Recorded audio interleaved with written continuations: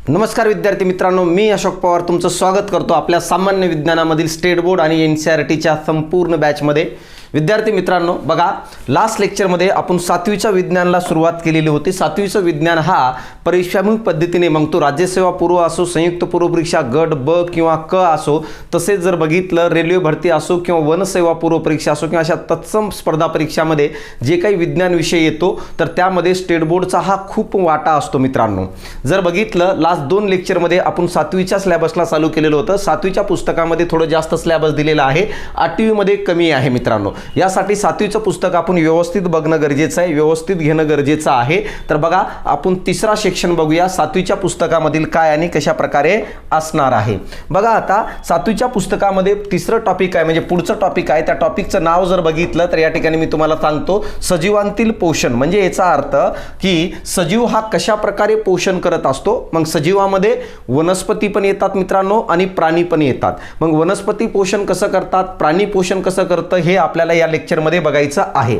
बघा सर्वात पहिले वनस्पतीच्या बाबतीत जर बघितलं तर स्वयंपोषी वनस्पती बघायचे आहेत। ऑटोट्रॉपिक प्लांट्स म्हणजे काय असतात, स्वयंपोषी वनस्पती म्हणजे काय आहे, स्वतःला लागणारा अन्न ज्या वनस्पती स्वतःच तयार करत असतात त्यांना काय म्हणत असतो आपण, स्वयंपोषी म्हणत असतो। आता बघा स्वयंपोषी वनस्पती कोणती प्रक्रिया करत असतात तर प्रकाश संश्लेषणाची प्रक्रिया करत असतात, ज्याला आपण काय म्हणत असतो रे, फोटोसिंथेसिस म्हणून ओळखलं जातं।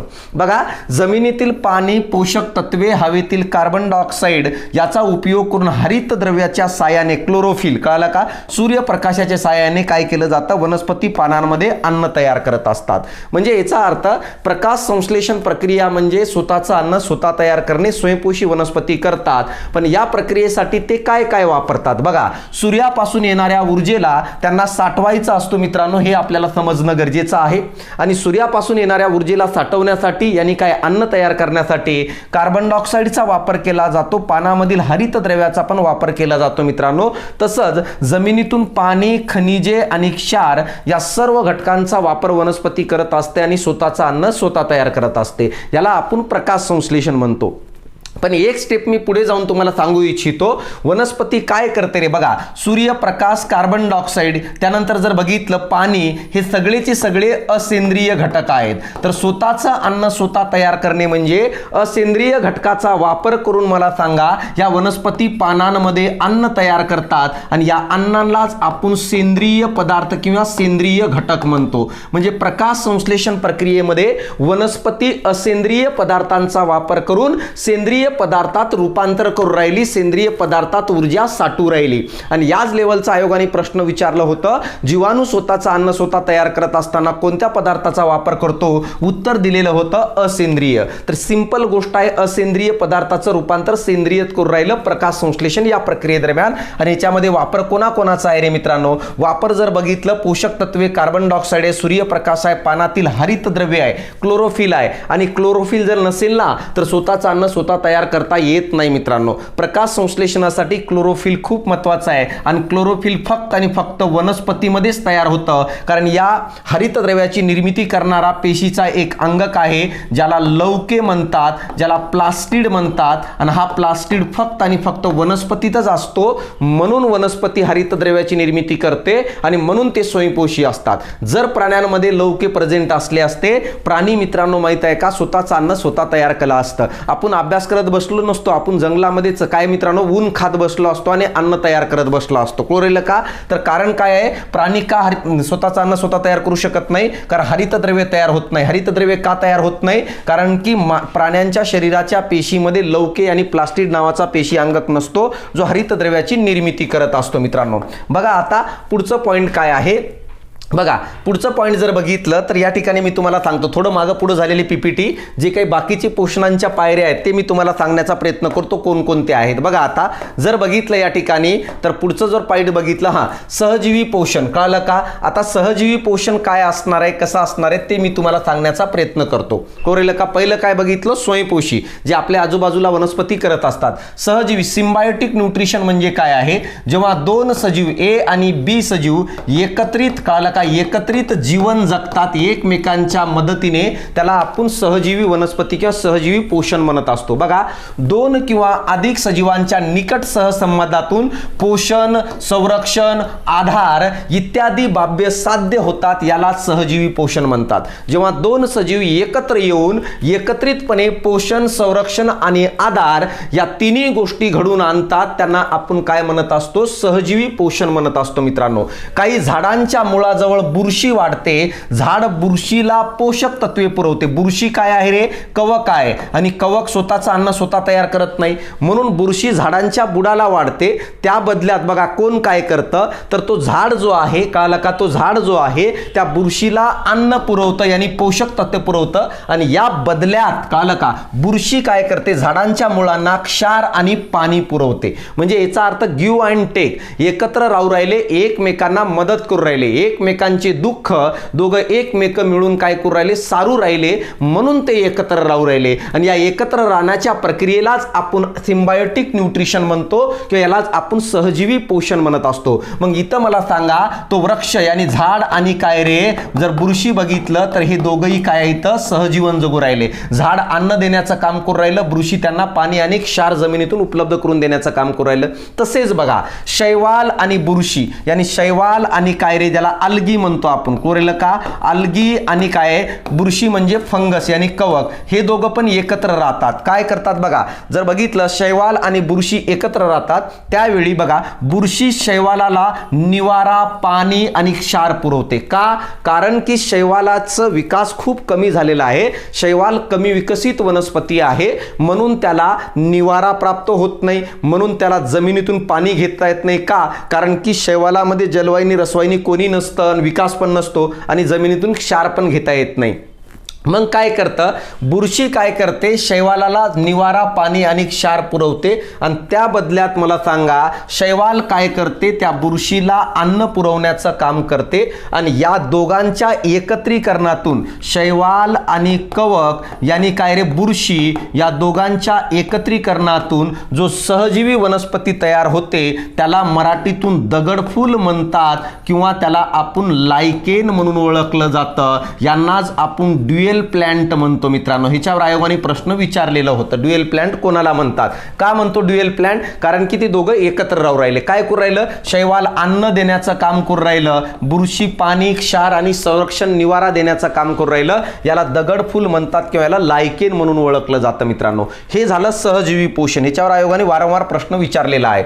यानंतर बघा काय आहे सर, परपोषी वनस्पती काय आहे? परपोषी वनस्पतीचा अर्थ हेटरोट्रॉपिक प्लांट, यानी दुसऱ्याकडून अन्न मिळवणार. पहिलं बघितलं स्वयंपोषी, त्यानंतर आपण बघितलं सहजीवी यानी काय, सिम्बायोटिक. आता बघा, परपोषी वनस्पतीमध्ये हरितद्रव्य नसते, म्हणजे ह्याचा अर्थ त्यांच्यामध्ये क्लोरोफिल आढळत, क्लोरोफिल काय आहे, आढळत नाही. मित्रांनो, का? कारण त्या पेशीच्या आतमध्ये लवके यानी प्लास्टिड नावाचा पेशी अंगक नसतो, म्हणून क्लोरोफिल तयार होत नाही, कारण लवकेच क्लोरोफिलची निर्मिती करत असतो पेशीच्या आतमध्ये.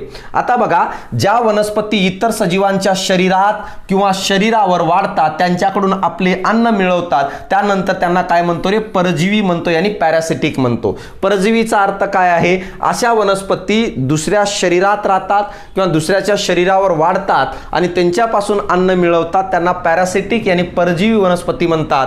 उदाहरणार्थ 2 IMPI, बांडगुळ आणि अमरवेल हे काय आहेत रे, परजीवी वनस्पती आहेत. मित्रांनो, आणि मी काय म्हटलो रे, लायकेन जो आहे सहजीवी आहे, आणि बाकीचे स्वयंपोषी तर तुम्हाला माहीतच आहे, विकसित वनस्पती.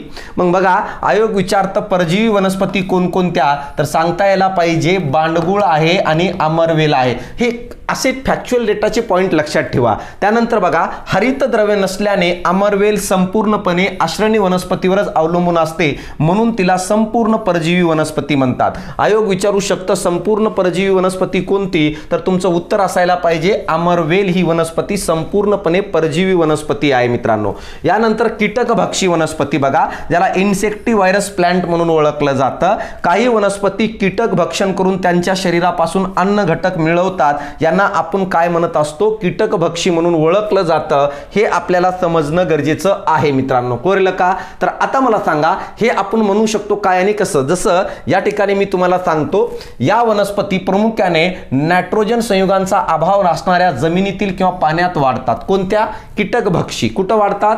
ज्या ठिकाणी अशी जमीन आहे जिथं नायट्रोजनचा अभाव आहे किंवा आपण म्हणू शकतो की नायट्रोजनयुक्त संयुगांचा अभाव आहे, त्या जमिनीमध्ये या कीटकभक्षी काय वाढतात. ह्याचं बेटर एक्झाम्पल जर बघितलं तर ड्रॉसेरा बर्मानी नावाचा ही वनस्पती आहे कीटकभक्षी, जी काय करते रे बघा. या ठिकाणी मी तुम्हाला इमेज दाखवतो. ही कशाची इमेज आहे? ड्रॉसेरा. कळालं का? ड्रॉसेरा बर्मानी नावाची ही काय आहे? वनस्पती आहे बघा.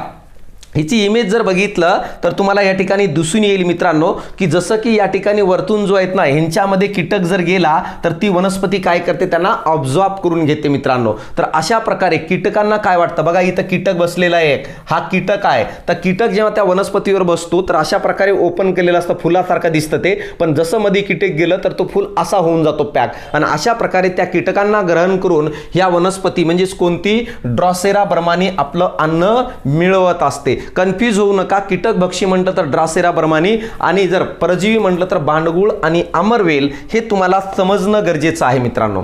आता बघा त्यानंतर काय आहे कीटकभक्षी वनस्पतींची रचना. बघा, कीटकभक्षी वनस्पतींची रचना एखाद्या फुलासारखी असते. ती जमिनीलगत वाढते, तिची पाने आकर्षक असतात. बाकीच्या कीटकांना वाटतं की ही किती सुंदर फुल आहे, त्याच्यावर त्या फुलावरचं ते रंगद्रव्यामुळे ते काय आहे आपण म्हणू शकतो ते तिथं अट्रॅक्ट होतात. बघा, त्या लाल रंगाची असतात आणि त्याच्या कडांना बारीक केस तंतू असून त्यावर कीटकांना आकर्षणारे चिकट द्रवाचे बिंदू असतात. कळालं का? का? कारण कीटक त्या ठिकाणी येऊन बसावं म्हणून. कळालं इथपर्यंत? तर हे आहे काय? ड्रॉसेरा बर्मानी या वनस्पतींचं गुणधर्म मित्रांनो.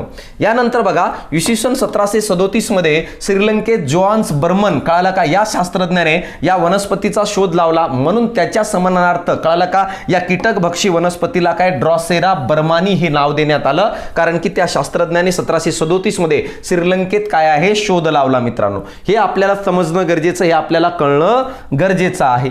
यानंतर बघा, मृतोपजीवी वनस्पती, याला काय म्हणतो? सॅफ्रोफायटिक प्लांट म्हणून ओळखलं जातं. मृतोपजीवी म्हणजे काय रे? एखादा सजीव जर मेलेला असेल किंवा कुजलेला पदार्थ आहे, कुजलेला पदार्थ जसं लाकूड, लाकडाला तोडल्यानंतर तो कुजतो मित्रांनो. सजीवांची एखादी डेड बॉडी पडली असेल तर ते कुजतो. म्हणजे जर एखादा मृत्युमुखी पडलेला पदार्थ ते कुजलेला असेल तर त्याच्यापासून अन्न मिळवणाऱ्या वनस्पतींना आपण काय म्हणत असतो? मृतोपजीवी. सजीवांच्या कुजलेल्या मृत अवशेषावर अवलंबून असणाऱ्या वनस्पतींना मृतोपजीवी वनस्पती म्हणतात. ही गोष्ट आपल्याला समजणं गरजेचं आहे, ही गोष्ट आपल्याला कळणं गरजेचं आहे. बघा, कवक ज्या वनस्पतीचा गट आहे, या गटातील बुरशी आणि भूछत्रे मित्रांनो, कळलं का, मृत अवशेषावर असण्यावर अवलंबून आहेत. बुरशी आणि जर बघितलं भूछत्रे, हे आपल्याला कुजलेल्या पदार्थापासून अन्न मिळवताना दिसतात. म्हणून बुरशी आणि भूछत्रे यांना, कळलं का, मशरूम टाईप असतो मित्रांनो, गावाकडे येतं भूछत्र. पावसाळ्यामध्ये उकंड्यावर आजूबाजूला अम्ब्रेला टाईप संरचना असते, दॅट इज अ भूछत्र म्हणतो आपण त्याला. या वनस्पती काय करतात? मृतोपजीवी पद्धतीने कुजलेल्या पदार्थापासून अन्न मिळवतात. जाणाऱ्या वनस्पती आहेत, या मृत अवशेषावर पाचक रस सोडतात आणि त्यातील कार्बन पदार्थांचे विघटन करून त्यापासून तयार होणारे द्रावण शोषून घेऊन पोषक द्रव्य मिळवतात.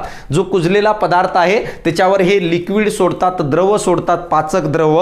ते पूर्ण विरघळल्यानंतर ते काय करत असतात? ग्रहण करण्याचं काम करत असतात. अशा प्रकारे मला सांगा, हे संपूर्णपणे काय आहे? मृतोपजीवी काय आहे? वनस्पती आहेत. समजून राहिलं का? तर या ठिकाणी मी तुम्हाला सांगितलं की काय आणि कशा प्रकारे असणार आहे. एवढं सगळं झाल्यानंतर क्लिअर आहे इथपर्यंत? पोषण बघितलं, स्वयंपोषी बघितलं, सहजीवी बघितलं, परजीवी बघितलं, कळालं का? त्यानंतर जर बघितलं कीटकभक्षी बघितले आणि त्यानंतर मृतोपजीवी, 5 प्रकारच्या वनस्पती आपण बघितलेल्या आहेत. त्यांचे एक्झाम्पल पण सांगितलेले आहे मित्रांनो. माहित आहे का, यावेळेसची राज्यसेवा जी झाली 2021 मध्ये 20 प्रश्नापैकी मित्रांनो 13 ते 14 प्रश्न स्टेट बोर्ड मधून जशाला तसे आहेत आणि त्या अनुषंगाने ही बॅच आपण लॉन्च केलेली आहे. व्यवस्थित लक्ष देऊन बघा. बघा, वनस्पतीमधील वहन व्यवस्था, जसं मित्रांनो हे प्रकाश संश्लेषणाची प्रक्रिया दिली बघा. कार्बन डायऑक्साईड आहे, पाणी आहे, प्रकाश ऊर्जा आहे, हरित द्रव्य आहे, ह्यांच्या सान्निध्यात ग्लुकोज तयार होतो आणि ऑक्सिजनचे 6 रेणू तयार होतात. ही अभिक्रिया लक्षात राहू द्या. आयोग कधी कधी अभिक्रिया सरळ सरळ विचारतो, म्हणतो खालीलपैकी कोणती अभिक्रिया ही प्रकाश संश्लेषणाची अभिक्रिया आहे. बदल कुठं करतं, जसं इथं 6 ऑक्सिजन आहे ना, इथं 12 ऑक्सिजन एका ठिकाणी देऊन टाकतं, बाकी सेम ठेवतं. एका ठिकाणी 6 ऑक्सिजन देऊन टाकतं, बाकी सेम ठेवतं. हे आपल्याला कळणं गरजेचं आहे, हे आपल्याला समजणं गरजेचं आहे, काय आणि कशा प्रकारे असणार आहे. यासाठी ही अभिक्रिया लक्षात ठेवा, स्वयंपोषी आणि प्रकाश संश्लेषणाची. आता बघा, वहन व्यवस्था काय आहे. कोणत्याही सजीवाच्या वाढ आणि विकासासाठी त्याच्यात वहन व्यवस्था असणं गरजेचं आहे मित्रांनो. मानवामध्ये रक्ताभिसरण संस्था आहे, ज्या रक्ताभिसरण संस्थेद्वारे रक्ताद्वारे पेशीला आवश्यक असणारे घटक प्रत्येक पेशीपर्यंत पाठवलं जातं. त्या ठिकाणापासून अनावश्यक असणारे घटक शरीराच्या बाहेर आणण्यासाठी पण रक्ताभिसरण संस्था महत्त्वाची आहे. म्हणून मानवाचा वाढ आणि विकास झालेला आहे मित्रांनो. वनस्पतीच्या बाबतीत जर बघितलं तर वनस्पतीला 2 गोष्टीची गरज असते. एक म्हणजे काय रे, जमिनीतून पाणी आणि खनिजांची गरज असते, तर दुसरी गोष्ट म्हणजे वनस्पती पेशींना अन्नाची गरज असते. प्रॉब्लेम काय असतो बघा मित्रांनो, माहित आहे का, पाणी आणि खनिज जर कुठं असेल तर पाणी आणि खनिज आणि क्षार, हे सगळं क्षार हे कुठं असतात माहित आहे का, तर हे जमिनीत असतात, हे मातीत असतात मित्रांनो.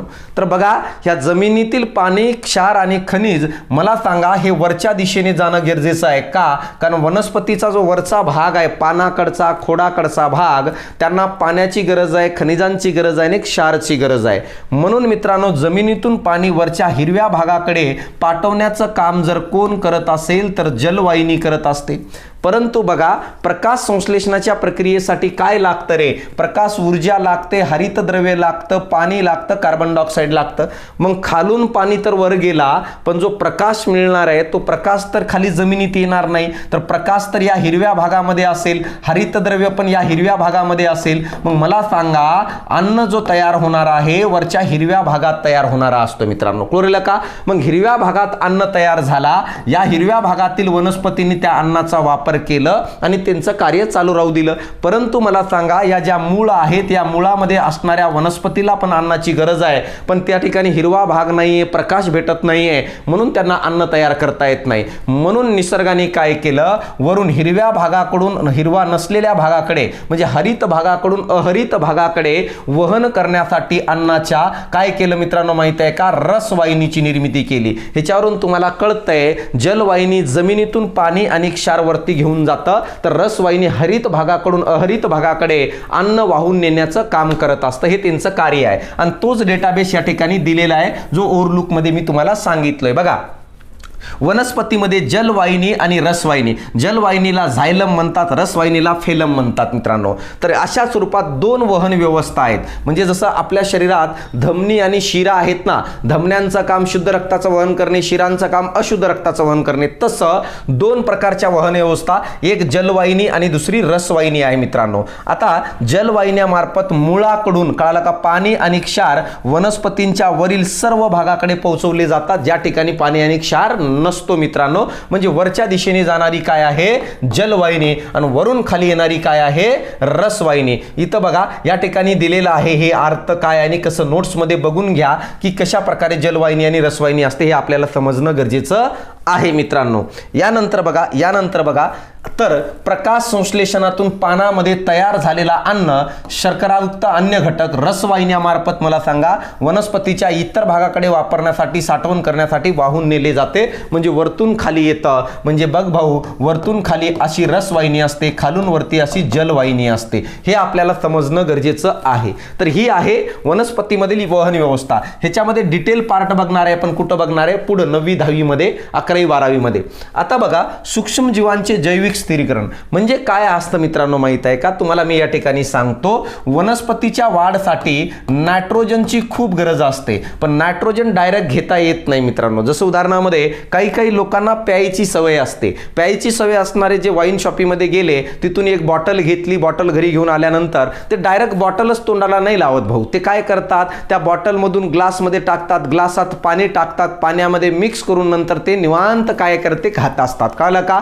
डायरेक्ट घेता येत नाही नाही का, कारण डायरेक्ट घेतलं तर मला सांगा त्याला माहित आहे काहीच वर्षामध्ये तो काय करेल, पृथ्वीवरून स्वर्गात किंवा नरकात पलायन करू शकतो. करेल का? यासाठी मला सांगा तो काय करत असतो, पाण्यात टाकून घेण्याचा प्रयत्न करत असतो. सेम मित्रांनो माहित आहे का, वनस्पतीला पण नायट्रोजनची गरज आहे, पण वनस्पती नायट्रोजन डायरेक्ट स्वीकारू शकत नाही. म्हणून या नायट्रोजनला अन्य घटकामध्ये मिक्स करून नायट्रोजनचा संयुग तयार करून ग्रहण करावं लागतं. पण या नायट्रोजनमध्ये अन्य घटक मिक्स कोण करणार, तर या नायट्रोजनमध्ये अन्य घटक मिक्स करण्याचं काम काही सूक्ष्मजीव, काही जीवाणू करत असतात मित्रांनो. आणि अशा प्रकारे या नायट्रोजनमध्ये अन्य घटक मिक्स करून संयुग तयार करणे, यालाच नायट्रोजनचं काय म्हणतो आपण, यालाच नायट्रोजनचं स्थिरीकरण म्हणतो. प्रत्येक शब्दाचं डिकोडिंग करतोय बघा, कारण प्रत्येक शब्दाचा अर्थ समजणं गरजेचं आहे. नायट्रोजनचं स्थिरीकरण म्हणजे काय, नायट्रोजनमध्ये अन्य घटक मिक्स करून त्याचं काय आहे, एक संयुग तयार करणे. कोणकोणते जीवाणू आहेत बघा, या पद्धतीत दोन प्रकारचे सूक्ष्मजीव नायट्रोजनचं स्थिरीकरण करतात आणि नायट्रोजनचं फिक्सेशन करतात.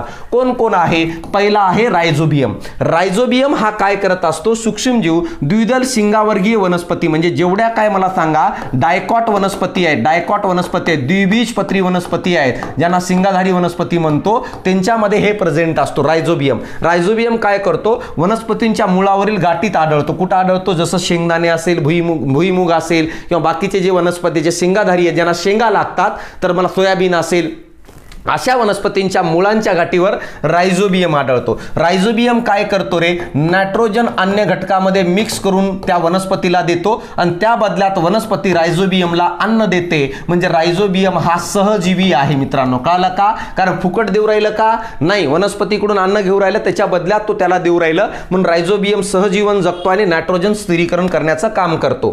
त्यानंतर बघा, हे सूक्ष्मजीव हवेतील नायट्रोजन शोषून घेतात, त्याचे नायट्रोजनच्या संयुगात रूपांतर करतात. बघा कळाला का, कोण, रायझोबियम. आता बघा, मातीमधील ॲझोटोबॅक्टर, ॲझोटोबॅक्टर कुठं असतो, मातीत असतो. तो पण सूक्ष्मजीव हवेतील नायट्रोजनचं काय करतो, संयुगात रूपांतर करतो आणि स्थिरीकरण करतो. म्हणजे दोन प्रकारचे आहेत, रायझोबियम पण करतं, ॲझोटोबॅक्टर पण करतं. पण ॲझोटोबॅक्टर असहजीवी आहे. ॲझोटोबॅक्टर मला सांगा नायट्रोजनला अन्य घटकात मिक्स करून मला सांगा वनस्पतीला देत असताना ॲझोटोबॅक्टर म्हणतो तुझ्याकडून मला काही नको, माझं मन मोठं आहे, मी तुला नायट्रोजन फुकटमध्ये स्थिरीकरण करून देतो मित्रांनो. म्हणजे याचा अर्थ नायट्रोजन हा डिपेंडंट नाही आहे, म्हणून नायट्रोजन हा असहजीवी म्हणून ओळखलं जातं. म्हणून मला सांगा आयोगाने 2020च्या प्रश्नपत्रिकेला विचारलं, काय विचारलं 1920 मध्ये, की खालीलपैकी असहजीवी जीवाणू कोणता जो नायट्रोजनचं स्थिरीकरण करतं. ऑप्शन मध्ये दोन्ही होतं, उत्तर फक्त ॲझोटोबॅक्टर मित्रांनो. तर बघा, एकदम सिंपल प्रश्न आहे पण फिरवतं, आणि हेच माझं काम आहे, कन्सेप्ट पद्धतीने तुम्हाला सांगणे. आयोगाने फिरवल्यानंतर पण आपल्याला डिटेक्ट करता यायला पाहिजे. हे झालं मित्रांनो नायट्रोजनचं. आता बघा, ह्याच्या व्यतिरिक्त जीवाणूच करतात का, नाही, वातावरणीय घटक पण काय करतात, नायट्रोजनचं स्थिरीकरण करतात. कोरेल का? वातावरणीय घटक कसं करतात मी तुम्हाला सांगण्याचा प्रयत्न करतो. बघा, पावसाळ्यात तुम्ही विजा कडकडताना बघितलं असेल, पावसाळ्यात पाऊस पडताना दिसला असेल, त्यावेळेस नायट्रोजनचं स्थिरीकरण घडण्याची शक्यता असते मित्रांनो. कसं असतं, पावसाळ्यात आकाशामध्ये जेव्हा वीज चकाकते, ऐकलं असेल, कडकड एकदम जोराने आवाज येतो मित्रांनो. जसं वीज कडाडते, घराच्या बाहेर कोणी निघत नाही का, कारण काय माहिती आहे का, तो जास्त ग्रॅव्हिटीकडून कमी ग्रॅव्हिटीकडे काय आहे, म्हणजे पोटेन्शियलकडे काय आहे, येऊ शकते. आता बघा, त्याच वेळेस जो आहे नायट्रोजनचं स्थिरीकरण घडतं. वातावरणात नायट्रोजन भरपूर प्रमाणात उपलब्ध आहे, वायू स्वरूपात उपलब्ध आहे मित्रांनो. कोरेल का? मग कसं घडतं बघा, पावसाळ्यात आकाशामध्ये जेव्हा वीज चकाकते तेव्हा हवेतील नायट्रोजन आणि ऑक्सिजन संयोग होऊन नायट्रिक ऑक्साईड तयार करतात. बघा काय म्हणतोय मी, जेव्हा वीज कडाडते तेव्हा नायट्रोजन आणि ऑक्सिजन एकत्र येऊन नायट्रिक ऑक्साईड काय आहे, तयार करतात मित्रांनो. कोरेल का? नायट्रिक ऑक्साईड तयार करतात. आता मला सांगा, त्याचे पुन्हा ऑक्सिडीकरण होतं आणि नायट्रोजन ऑक्साईड तयार होतं. कळलं का? नायट्रिक ऑक्साईड तयार झालं आणि त्यानंतर मला सांगा नायट्रोजन ऑक्साईड तयार होतं. कोरेल का?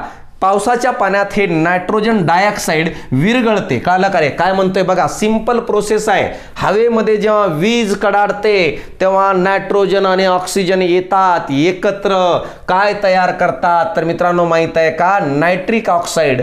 त्याचे पुन्हा ऑक्सिडीकरण होतं आणि ऑक्सिडीकरण नायट्रिक डायऑक्साईड तयार होतं. कळलं का? नायट्रोजन डायऑक्साईड तयार होतं. म्हणजे काय तयार होतं बघा, मी सांगतो कशा प्रकारे.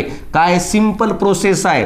मला सांगा, या ठिकाणी नायट्रोजन आहे, या ठिकाणी ऑक्सिजन आहे. कळलं का? मी काय म्हटलो रे? ऑक्सिजन आहे. वीज कडाडली, वीज एकदम कडाडली, त्याचं रूपांतर काय? नायट्रिक ऑक्साईड मध्ये झालं. ह्याचं पुन्हा मला सांग काय रे? ऑक्सिडीकरण झालं. ऑक्सिडीकरण झालं, नायट्रोजन डायऑक्साईड तयार झालं. समजून राहिलं? एका बाजूने ही प्रक्रिया वीज चकाकल्यामुळे घडली. आता बघा, पावसाच्या पाण्यात हेच नायट्रोजन डायऑक्साईड विरघळते व त्याचे नायट्रिक आम्लात रूपांतर होते. हे पावसाच्या पाण्यात जेव्हा विरघळलं जातं तेव्हा मला सांगा ह्याचं रूपांतर काय आहे? नायट्रिक आम्लात होते. कळलं का? नायट्रिक आम्लात होते. आणि आता बघा, हे आम्ल पावसाच्या पाण्याबरोबर जमिनीवर येतं आणि हे नायट्रिक आम्ल जो तयार झाला हे पाण्याबरोबर मला सांगा कुठे येतं माहित आहे का? जमिनीवर येतं. कळलं का? आणि हे आम्ल जमिनीतील विविध खनिजाबरोबर अभिक्रिया होऊन क्षारामध्ये रूपांतर होतं. नंतर हेच आम्ल मला सांगा जमिनीत वेगवेगळ्या घटकासोबत अभिक्रिया करून काय तयार करतात रे? क्षारात रूपांतर होतं. आणि वनस्पती या नायट्रोजनच्या क्षाराचा उपयोग स्वतःच्या वाढीसाठी करतात. बघा, अशा प्रकारे पण नायट्रोजनचं स्थिरीकरण केलं जातं. वीज कडाडली, नायट्रोजन ऑक्सिजन एकत्र आले, नायट्रस ऑक्साईड तयार झाला, ऑक्सिडेशन झालं, नायट्रोजन डायऑक्साईड तयार झाला. तो नायट्रोजन डायऑक्साईड मला सांगा पाऊस चालू होता ना वीज काढल्यानंतर, त्या पावसासोबत याने H2O सोबत मिक्स केलं. पाणी आणि नायट्रोजन डायऑक्साईड एकत्र मिक्स झाल्यानंतर नायट्रिक आम्ल तयार झाला. तो नायट्रिक आम्ल त्या पावसाच्या पाण्यासोबत जमिनीवर पडला. जमिनीवर पडल्यानंतर ते जमिनीतील अन्य घटकासोबत अभिक्रिया केलं आणि अभिक्रिया केल्यानंतर मला सांगा क्षार तयार झाला आणि त्या क्षारचा वापर वनस्पतीने केलं. मग अशा प्रकारे तो नायट्रोजन त्या वनस्पतीमध्ये आलं आणि या वनस्पतीला नंतर प्राण्यांनी खाल्लं, म्हणून तो नायट्रोजन प्राण्यांमध्ये आलं. तर अशा प्रकारे नायट्रोजन काय आहे हे आपल्यामध्ये येतो. ही गोष्ट तुम्ही लक्षात ठेवा मित्रांनो. समजले इथपर्यंत? हे सगळ्या गोष्टी आपण बघितलेल्या आहेत. आता बघा, यानंतर काय आहे रे? वनस्पतीमधील कळलं का? पोषक द्रव्यांची कार्य आणि अभावामुळे होणारे प्रमाण. Very IMP. कळलं का? वनस्पतीमध्ये जे मिनरल्स लागतात, जे खनिज लागतात, ते कोणत्या खनिजांचं काय कार्य आहे आणि त्यांच्या अभावामुळे काय काय घडतं ते मी तुम्हाला या ठिकाणी सांगण्याचा प्रयत्न करतो. सर्वात पहिला आहे नायट्रोजन. नायट्रोजनचं खूप महत्त्वाचं रोल आहे. कार्य: प्रथिनांची निर्मितीसाठी, हरितद्रव्याच्या निर्मितीसाठी पेशीद्रव यांच्यातील महत्त्वाचा घटक आहे. म्हणजे याचा अर्थ, जर तुम्ही प्रथिनेला उलगडले तर प्रथिने पण नायट्रोजन पासून बनलेला आहे. हरितद्रव्याची निर्मिती पण नायट्रोजन पासून केली जाते. पेशीद्रव्यातील घटक पण नायट्रोजन पासून मिळतात. म्हणजे अशा प्रकारे नायट्रोजनचं कार्य महत्त्वाचं आहे मित्रांनो. आता मला सांगा, जर परिणाम काय होणार जर नायट्रोजनची कमतरता झाली? वाढ खुंटते. वाढ होणारच नाही. पाने पिवळी पडतात. का? कारण नायट्रोजनचा वापर हरितद्रव्याच्या निर्मितीत केलं जातं आणि जर नायट्रोजन नसेल तर हरितद्रव्य तयार होईल का? नाही होणार. म्हणून मित्रांनो माहित आहे का? पाने पिवळी पडतात आणि हरितद्रव्य निर्माण होत नाही. हे आपल्याला समजणं गरजेचं आहे. हे आपल्याला कळणं गरजेचं आहे मित्रांनो. एवढा पार्ट क्लिअर झाला असेल. यानंतर बघा पुढचा पार्ट जर बघितलं तर कोणता असणार आहे? पुढचा जो खनिज आहे तो आहे फॉस्फरस. फॉस्फरसचा रोल काय आहे बघा?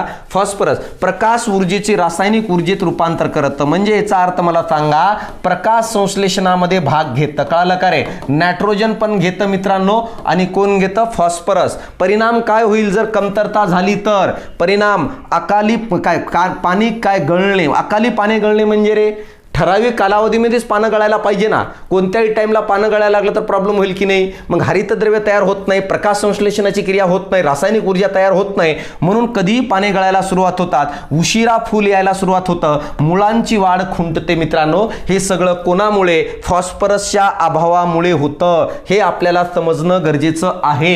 यानंतर बघा, पोटॅशियमचा काय रोल आहे? चयापचयच्या कार्यासाठी आवश्यक असते. चयापचय म्हणजे मेटाबॉलिझम मित्रांनो. मेटाबॉलिझम म्हणजे काय रे? जे काही कार्बोहायड्रेट, फॅट, प्रोटीन किंवा अन्य घटक आहेत यांचं विघटन करणे आणि त्याची पुनर्निर्मिती करणे यामध्ये पोटॅशियमचं रोल आहे. परिणाम काय? खोड बारीक होणे, पाने कोमजणे, पिष्टमय पदार्थ तयार न होणे. मी तेच म्हटलो ना, पिष्टमय म्हणजे कर्बोदकाची किंवा स्टार्चची निर्मिती न होणे. का? कारण की मेटाबॉलिझमच होत नाहीये, पदार्थांना एकत्र करण्याची प्रक्रियाच घडत नाहीये किंवा मला सांगा वेगळं करण्याची प्रक्रियाच घडत नाहीये. म्हणून खोड बारीक होतं, पाने कोमजतं आणि पिष्टमय पदार्थ तयार होत नाही. कोणामुळे? पोटॅशियमच्या अभावामुळे मित्रांनो. त्यानंतर जर बघितलं मॅग्नेशियम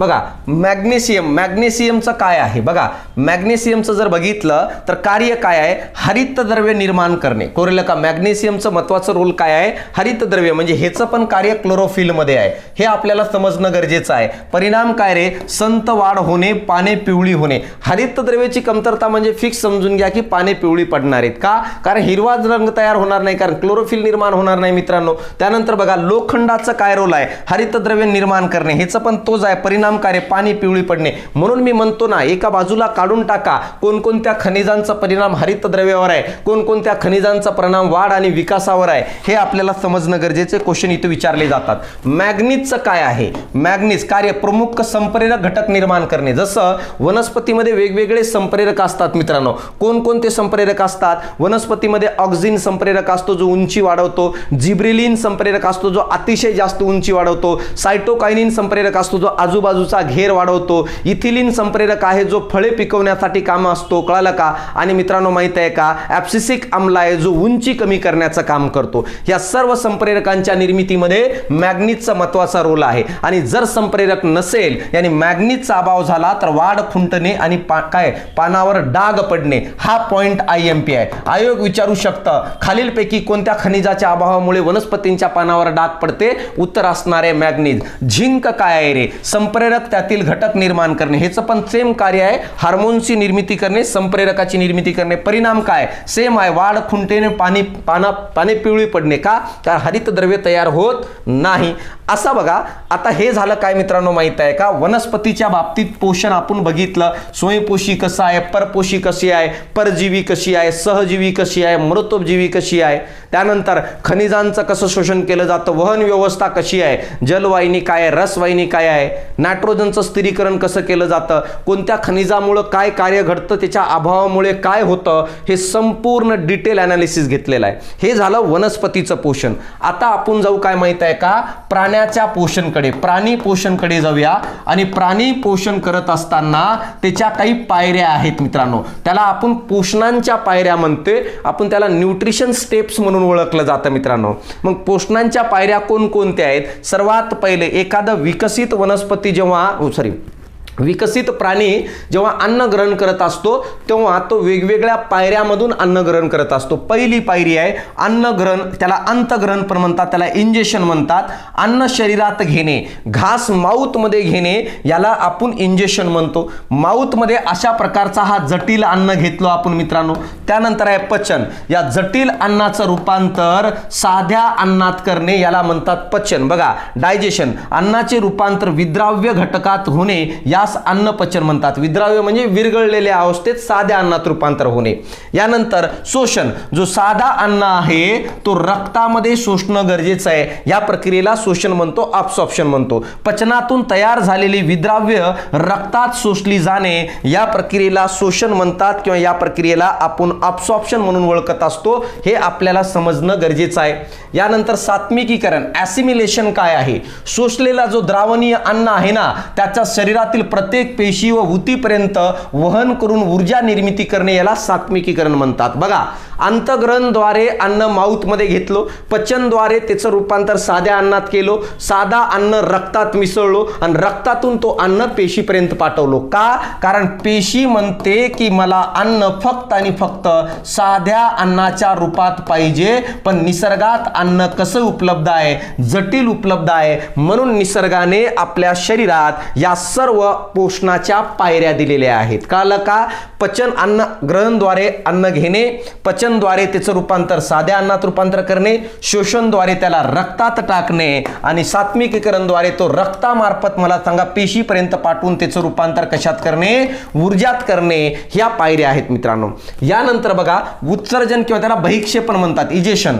न पचलेला, पचन व शोषण न झालेला उर्वरित अन्न शरीराच्या बाहेर टाकणे, याला जर आपण काय म्हणत असेल तर याला आपण काय म्हणतो, इजेशन म्हणतो किंवा बहिक्षेपण म्हणतात. उत्सर्जन हा परफेक्ट शब्द नाही आहे मित्रांनो. हे झालं पचन. आता बघा यानंतर जर बघितलं काय असणार आहे बघा. आता मला सांगा इथं एक पॉइंट राहिले बघा, अंतपरजीवीचं एक पॉइंट राहिला होता. पीपीटी थोडे इकडे तिकडे झाले. अंतपरजीवीचं एक पॉइंट राहिला होता. काय अंतपरजीवी म्हणजे शरीराच्या आतमध्ये जाऊन जीवन जगणे. जसं पट्टक्रमी कळाला का, गोलक्रमी चपटेक्रमी आहे, चपटेक्रमी आहे, प्लॅन्टीहेल्मिंथिस कळाला का, हे ॲस्कोहेल्मिंथिस, हे सगळे जंतू आहेत मित्रांनो. हे जंतूला आपण अंतःपरजीवी म्हणतो का, कारण प्लॅन्टीहेल्मिंथिस आणि गोलक्रमी आणि ॲस्कोहेल्मिंथिस मधील जे जंत असतात ते आपल्या शरीराच्या आतमध्ये राहून रक्ताद्वारे अन्न काय प्रत्यक्ष अथवा अप्रत्यक्षपणे काय करतात, मिळवतात, रक्त शोषतात आणि ते अन्न मिळवतात. यांना आपण अंतःपरजीवी काय एंडोपॅरासिटिक न्यूट्रिशन म्हणून ओळखलं जातं. हे एक पॉइंट लक्षात द्या. शरीराच्या आतमध्ये जाऊन जगणारे आणि आपल्यापासून अन्न मिळवणारे, जसं आपल्या शरीरात कोण असतात माहिती आहे का, मायक्रो ऑर्गॅनिझम असतात मित्रांनो. एवढे मायक्रो ऑर्गॅनिझम असतात, जर एखाद्या व्यक्तीची जर डेथ झाली तर विदिन काही कालावधीमध्ये पूर्ण शरीरावर मायक्रो ऑर्गॅनिझम आपला ताबा निर्माण करून टाकतात आणि विदिन काही कालावधीमध्ये डेड बॉडीला डिस्ट्रॉय करून टाकतात मित्रांनो. विदिन म्हणजे 2-3 सेकंदात नाही, 2-4 दिवसामध्ये. म्हणजे ह्याचा अर्थ मला सांगा, एवढे मायक्रो ऑर्गॅनिझम शरीरात प्रेझेंट आहे ते सगळेचे सगळे अंतःपरजीवी आहेत. बघा, जागतिक अन्न सुरक्षा दिन हा 16 ऑक्टोबर आहे. राज्यसेवेला किंवा संयुक्त परीक्षेला कधी कधी सरळ सरळ विचारलं जातं. आता बघा, अन्न आणि औषध प्रशासन FDA काय आहे, अन्न आणि औषध यांचे प्रमाणीकरण करून त्यांच्या निर्मितीवर व वाटपावर नियंत्रण ठेवणारी ही एक काय आहे, भारत सरकारची शासकीय संस्था आहे, यंत्रणा आहे. अन्न सुरक्षिता आणि मानांकने कायदा 2006 नुसार भारतीय अन्न सुरक्षिता आणि मानांकने प्राधिकरण म्हणजेच काय, या संस्थेची स्थापना करण्यात आली, ज्याचं कार्य काय आहे, अन्नांचं मानांकन ठरवणे, त्यांची क्वालिटी ठरवणे, त्यांचे काय मधले कंटेंट ठरवणे, हे त्याचं कार्य आहे मित्रांनो.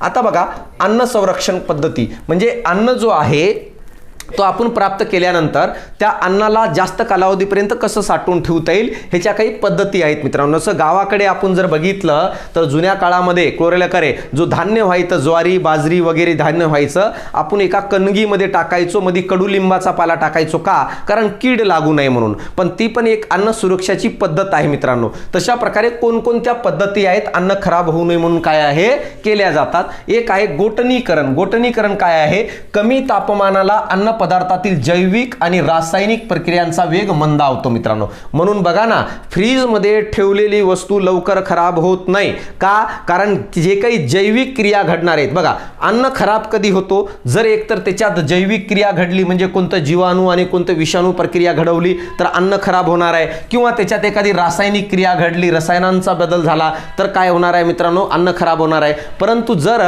आपण एखाद्या पदार्थाला अन्नाला कमी तापमानामध्ये ठेवलो, जसं फ्रीज मध्ये ठेवलो, तर या दोन्ही प्रक्रिया मंदावतात. म्हणून फ्रीज मधील अन्न जास्त कालावधीपर्यंत टिकतो मित्रांनो. त्यामुळे अन्न पदार्थ खूप काळ टिकू शकतात. त्यासाठीच घरातील शीत कपाटाचा यानी रेफ्रिजरेटरचा उपयोग केला जातो मित्रांनो. समजलं इथपर्यंत. त्यानंतर धुरीकरण काय आहे, यामध्ये धूर देऊन अन्न संरक्षित केले जाते. यासाठी ॲल्युमिनियम फॉस्फाईडचा उपयोग केला जातो. हे पॉइंट्स महत्त्वाचे आहेत. आयोग विचारता बघा, आयोग बाहेरून नाही विचारत तरी विनाकारण 10 पुस्तकं चाळत बसायची गरज नाहीये. समजा हे स्टेटमेंट जर विचारलं तरी महाराष्ट्रातील 80-90% मुलं चुकतात का, कारण स्टेट बोर्ड वाचत असताना फोकस कुठं करायचं हे कळत नाही मित्रांनो. तर धुरीकरण मध्ये कशाचा धूर केला जातं, ॲल्युमिनियम फॉस्फाईडचा धूर केला जातो. तो IMP पॉइंट आहे. वायूचा वापर केला जातो, जसं वेपर्स आणि इतर खाद्यपदार्थ हवाबंद पिशव्यामध्ये ठेवत असताना त्याच्यात नायट्रोजन वायू टाकतात. हा प्रश्न मला सांगा आयोगाने विचारलेला आहे की चिप्सच्या पुड्यामध्ये कोणत्या वायू असतो चिप्स खराब होऊ नये म्हणून, तर कोण असतो, नायट्रोजन वायूचा वापर केला जातो. कारण त्यातील कीटक आणि बुरशीच्या वाढाला आळा घातला जातो मित्रांनो. कळालं का. म्हणून चिप्सच्या पॅकेटमधील चिप्स हा जास्त कालावधीपर्यंत टिकते, खराब होत नाही. त्यानंतर बघा, कीटकनाशकांचा वापर. पोत्यात धान्य भरल्यावर पॉलिथिनचा काय फवारा काय म्हणतो आपण माहिती आहे का, मेलॅथिओनचा. कळाला का, मेलॅथिओनचा फवारा तेच पोत्यावर मारतात, कारण मेलॅथिओन काय करतो, कीटकांचा नाश करतो मित्रांनो. कळालं का, किंवा कीटकांचं वाढ होऊ देत नाही, हे आपल्याला समजणं गरजेचं आहे. आणि ह्याच्या व्यतिरिक्त मोठ्या मोठ्या गोडाऊन मध्ये एक प्रक्रिया वापरली जाते, त्याला किरणीयन म्हणतात. किरणीयन म्हणजे काय, या पद्धतीत अन्न पदार्थावर आयनीभवन करणाऱ्या किरणांचा मारा करतात. उदाहरणार्थ उच्च ऊर्जायुक्त असणारे इलेक्ट्रॉन कळालं का त्वरकाद्वारे ॲक्सिलेटरद्वारे निर्मिती क्ष किरण. कळालं का, या किरणोत्सर्जित समस्थानिकाद्वारे उत्सर्जित गॅमा किरण या प्रक्रियेमुळे सूक्ष्मजीव बुरशी आणि कीटकांचा नाश होतो. काय केलं जातं, किरणीकरण म्हणजे काय केलं जातं, एखाद्या इन्स्ट्रुमेंट मधून गॅमा किरणाचा मारा केला जातो आणि गॅमा किरण हा सर्वात जास्त ऊर्जायुक्त असणारा किरण आहे, सर्वात जास्त घटकांना भेदून जाणारा किरण आहे. आणि म्हणून गॅमा किरणाला जर आपण काय रे एखाद्या धान्यावर मारलो तर त्या धान्याला खराब करणारे, त्यांना कीड लावणारे बुरशी आणि कीटक हे मरून जातात आणि तो धान्य जास्त काळापर्यंत टिकतो. फळांच्या पिकण्याच्या कालावधी वाढल्यामुळे त्यांना हानी कमी होते. तसेच अंकुरणाची प्रक्रिया बंद झाल्यामुळे बटाटे, कांदे इत्यादी अन्नपदार्थ जास्त कालावधीसाठी टिकू शकतात. जर अशा किरणांचा, गॅमा किरणांचा मारा केलं तर आयोगाने हा प्रश्न पण विचारलेला आहे. हे तुम्ही पाठीमागच्या क्वेश्चन मधून ओळखू शकता मित्रांनो. यानंतर पाश्चनीकरण आहे. या पद्धतीत दूध किंवा तत्सम पदार्थ म्हणजे दुधापासून तयार होणारे विशिष्ट तापमानापर्यंत, उदाहरणार्थ दूध जर मला सांगा 80 डिग्री सेल्सिअस पर्यंत 15 मिनिटे जर तापवलं, 80 डिग्री सेल्सिअस आहे हा, 15 मिनिटे जर तापवलो तर मला सांगा नंतर ताबडतोब ते थंड केले जाते. यामुळे दुधातील सूक्ष्मजीवांचा नाश होऊन दीर्घकाळ टिकतं. आपण म्हणतो ना दूध गरम करून ठेवलं जातं मित्रांनो. का गरम करून ठेवलं जातं? दूध गरम केल्यानंतर त्याच्यात जे मायक्रो ऑर्गॅनिझम आहे, जे दुधांचा नाश करणारे आहे, ते मरण पावतात आणि त्यानंतर थंड करून टाका, म्हणजे दूध जास्त कालावधीपर्यंत टिकेल. पण दूध जर आपण गरम केलो नाही, तसंच ठेवलो तर त्याच्यातील जीवाणू, मला सांगा त्याच्यातील मायक्रो ऑर्गॅनिझम त्याच्यात बदल घडून आणतात आणि या कारणामुळे मला सांगा दूध लवकर खराब होतो. यानंतर बघा परीक्षकांचा वापर म्हणजे काय आहे, कशा प्रकारे निर्माण केले जातात पदार्थ. बघा नैसर्गिक काय आहे, नैसर्गिक निसर्गात उपलब्ध असणारे पदार्थ, यात प्रामुख्याने काय रे, मीठ, साखर, तेल वापरून बनवलेली लोणची, जाम, मुरांबे, पेढा इत्यादी पदार्थ तयार करतात. म्हणजे याचा अर्थ जर बघितलं, नैसर्गिकपणे जर आपण कशाची निर्मिती करतो, लोणची, जाम, मुरांबे आणि पेढा, कारण यासाठी वापरले जाणारे घटक हे नैसर्गिकपणे आहेत, मीठ, साखर आणि तेल मित्रांनो. रासायनिक काय आहे, यात प्रामुख्याने ॲसिटिक आम्ल ज्याला विनेगार म्हणतो आपण मित्रांनो, सायट्रिक आम्ल, सोडियम बेन्झोएट, तसेच काही नायट्रेट व नायट्राइट क्षारांचा वापर करून काय तयार करतो, सॉस, जेली, जाम. कळलं का? तर मला सांगा ह्या सगळ्या काही गोष्टी केल्या जातात. कळलं का? तर आयोग विचारत रासायनिक परीक्षक म्हणलं सॉस, जेली, जाम, नैसर्गिक म्हणलं तर काय रे, लोणची, जाम आहे, मुरांबे आहे, पेढा आहे का, या सगळ्यांचा समावेश होतो. ही गोष्ट आपल्याला समजणं गरजेचं, ही गोष्ट आपल्याला कळणं गरजेचं आहे मित्रांनो. यानंतर बघा महाराष्ट्रात लासलगाव, कळाला का, नाशिकमध्ये आहे, येथे कांदे आणि बटाट्याचा खूप मोठा मार्केट आहे मित्रांनो. कळलं का? हे लक्षात राहू द्या. बाकी एवढं काही महत्त्वाचा हा पार्ट नाहीये.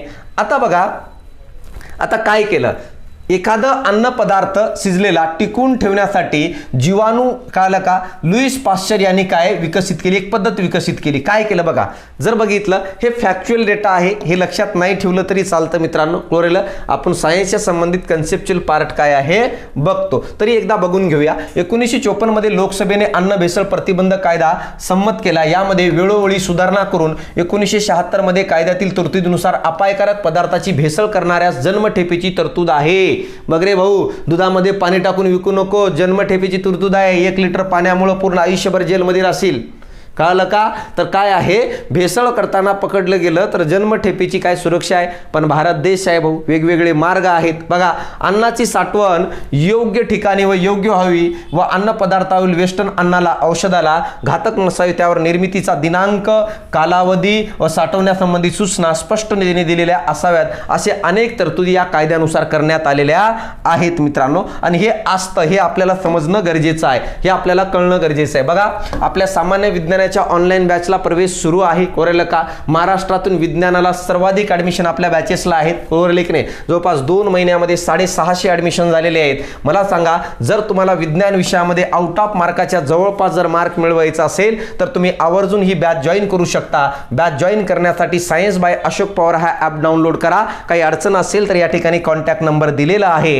ही बॅच सर्व विषय, सर्व परीक्षेसाठी महत्त्वाची असणार आहे. मग ती राज्यसेवा पूर्व परीक्षा असो, संयुक्त पूर्व गट ब क असो, वनसेवा असो, किंवा दुसरे ॲग्रीच्या रिलेटेड असो, किंवा रेल्वे भरती, केंद्र सरकारची कोणतीही एक्झाम असो, सर्व ह्याच्यामध्ये विज्ञान परिपूर्ण करून घेतलं जाणार आहे. हे आपल्याला समजणं गरजेचं आहे. आता बघा या ठिकाणी पुढचा पॉइंट काय आहे, भौतिक राशीचे मापन. म्हणजे बेसिक पॉइंट आहेत, पण आयोग कधी कधी इथून प्रश्न विचारतो. भौतिक राशी, फिजिकल क्वांटिटीज, कळलं का, काय असणार आहे, वस्तुमान काय असणार आहे. बघा, वस्तुमान काय आहे, पदार्थातील द्रव संचयाला वस्तुमान म्हणतो मित्रांनो. पदार्थातील द्रव संचय म्हणजे काय रे, असा एखादा पदार्थ आहे, ह्याच्यात नेमकं किती रेणू आहेत, त्या रेणूंच्या संख्येला आपण त्याचं वस्तुमान म्हणत असतो. जसं उदाहरणार्थ मी तुम्हाला ही पाण्याची बॉटल दाखवतो, या पाण्याच्या बॉटलमध्ये किती वॉटर आहे हे झालं त्याचं वस्तुमान मित्रांनो. मग मला सांगा, या पाण्याच्या बॉटलला मी चंद्रावर जरी घेऊन गेलो आणि कुठंही घेऊन गेलो, कोरेला का, तर मला सांगा ह्याच्यातलं पाणी कमी होणार आहे का रे? नाही ना. मग मी म्हणू शकतो की वस्तुमान बदलू शकत नाही, कारण वस्तुमान म्हणजे किती, त्याच्यात किती अणू किती रेणू समाविष्ट आहे, त्या द्रव संचयनाला आपण वस्तुमान किंवा मास म्हणत असतो मित्रांनो. जसं हा एक पदार्थ आहे, या पदार्थामध्ये जर बघितलं तर 1 2 3 4 5 हे 5 रेणू आहेत. मला सांगा, हा 5 रेणू म्हणजे या पदार्थाचा वस्तुमान झाला. कुठेही घेऊन गेलं तर हे रेणू कमी होणार आहेत का? नाही. म्हणून वस्तुमान बदलत नाही मित्रांनो. इथं तेच दिलेलं आहे बघा, पदार्थातील द्रव संचयाला वस्तुमान म्हणतात. पदार्थात नैसर्गिकपणे स्थिती बदलण्याच्या विरोधी करण्याची प्रवृत्ती असते म्हणजे जडत्व. आता बघा, छोटे छोटे पॉइंट्स आहेत, सांगतो, पुढे आणखी डिटेल होणार आहे. वस्तुमान कळालं, पदार्थातील द्रव संचयाला वस्तुमान म्हणतात, ते बदलत नाही. आता काय म्हणते, नैसर्गिकपणे स्थिती बदलण्यास विरोध करणारा घटक म्हणजे काय? जडत्व, ज्याला इनर्शिया म्हणतो आपण.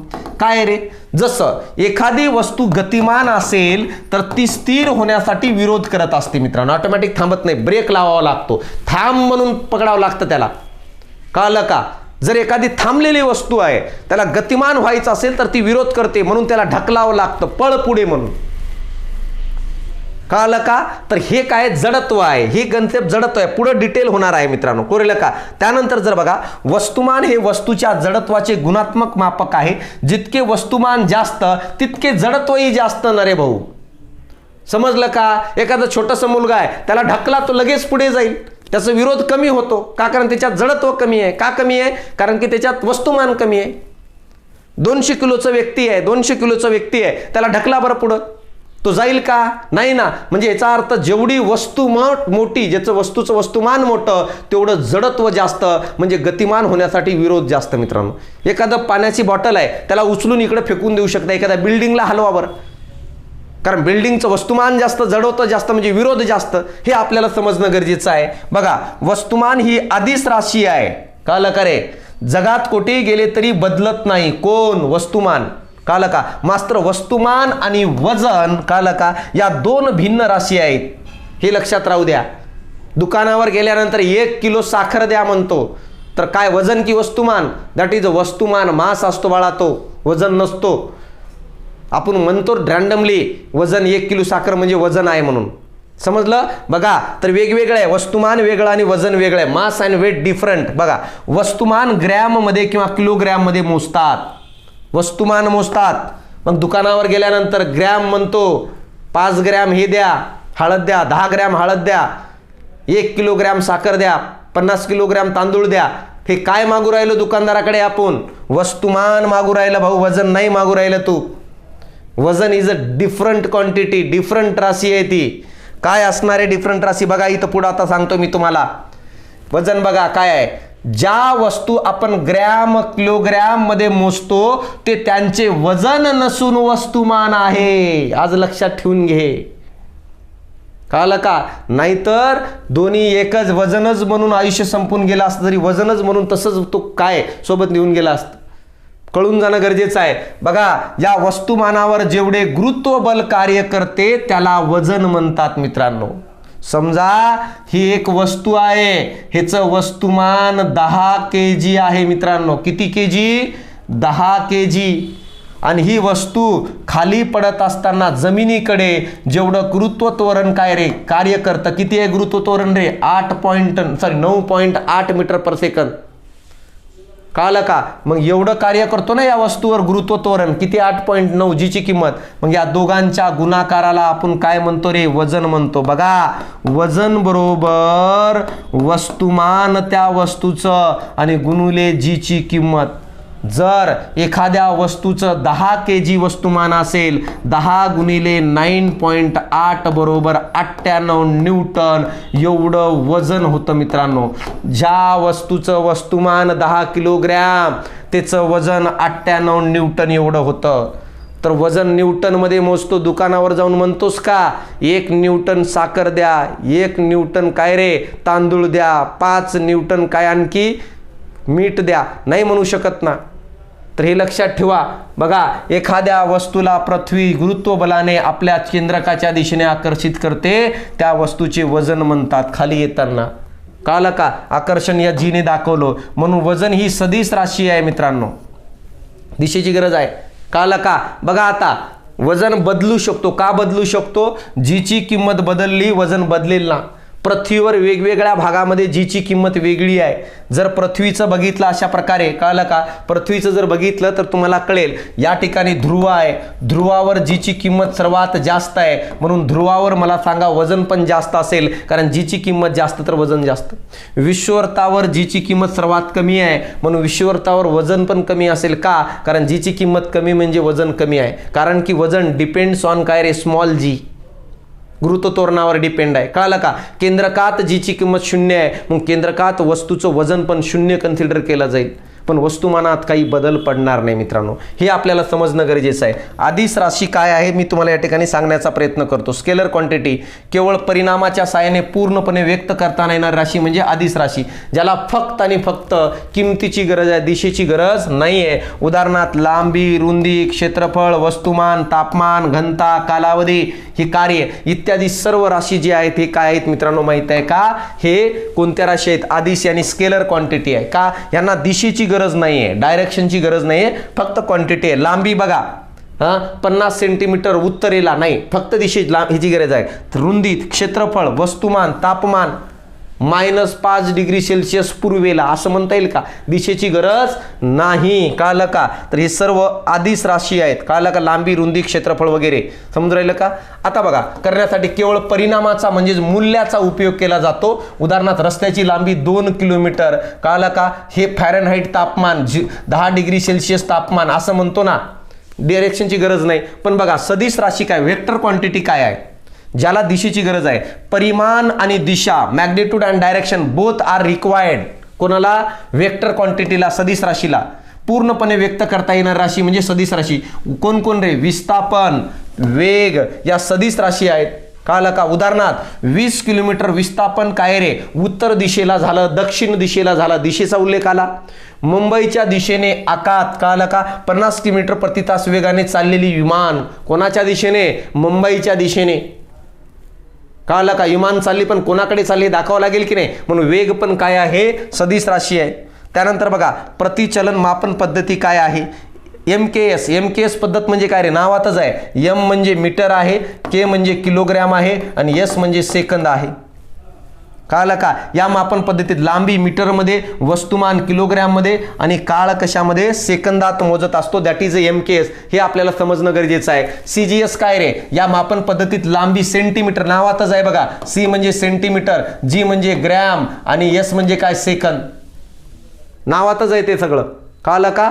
आणि मापन केलं जातं. पायाभूत राशींचे प्रमाण कसं असतं बघा, वस्तुमान प्रमाण म्हणून प्लॅटिनमच्या समिश्रांचा एक भरीव दंडगोल पॅरिस येथील आंतरराष्ट्रीय वजन संस्थेत ठेवला आहे. आंतरराष्ट्रीय करारानुसार त्याच्या वस्तुमानाला 1 किलोग्रॅम म्हणतात. या आदिश रूपाचे अधिकृत अचूक, हे एवढं विधान काही महत्त्वाचं नाहीये, हे लक्षात नका ठेवू.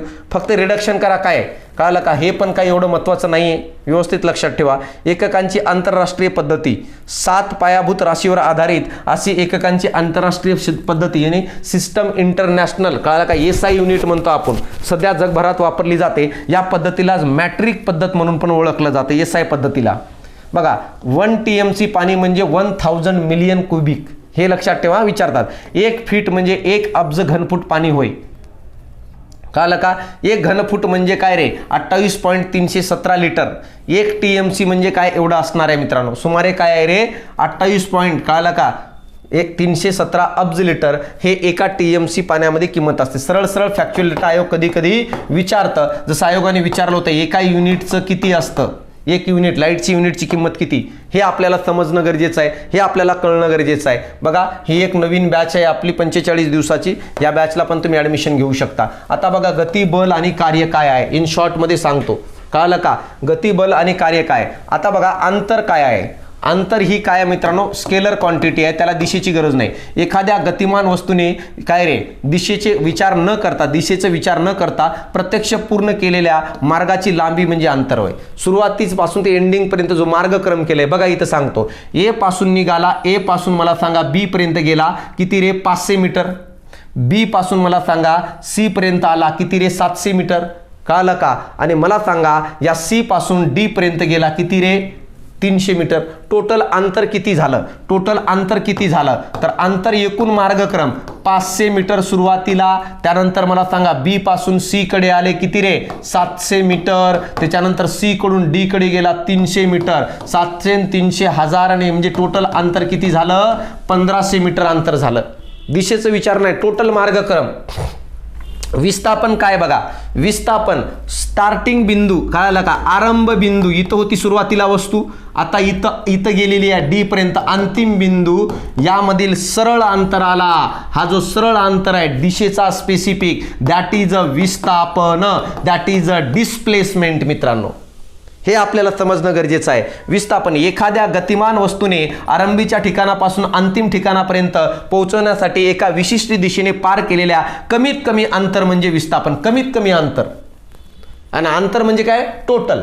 कळलं का? विस्थापनामध्ये अंतर व दिशा या दोन्ही गोष्टींचा विचार होतो, म्हणून विस्थापन ही काय आहे? सदिश राशी आहे. यानी काय आहे मित्रांनो? वेक्टर क्वांटिटी आहे. अंतर व विस्थापन दोन्ही राशींचे एसआय एकक सेम आहे मित्रांनो. काय रे? मीटर आहे आणि सीजीएस एकक सेंटीमीटर आहे.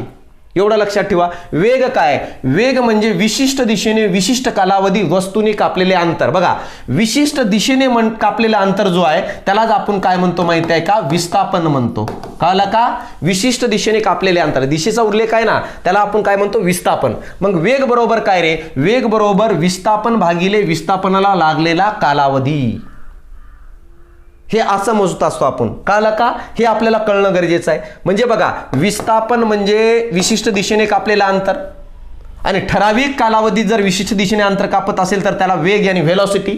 आणि आता बघा वेगवान होत असताना, वेगात वस्तू असताना जर वेगात बदल पडत असेल, वेगातील बदल किती सेकंदामध्ये किती होतो, त्या बदलाला प्रति सेकंदातील त्या बदलाला आपण काय म्हणतो? त्वरण म्हणत असतो. मित्रांनो वेगातील जो होणारा बदल आहे, सुरुवातीला 50 होतं, नंतर 100 झालं, कितीमध्ये? 2 सेकंदात बदल पडलं, त्वरण घडला.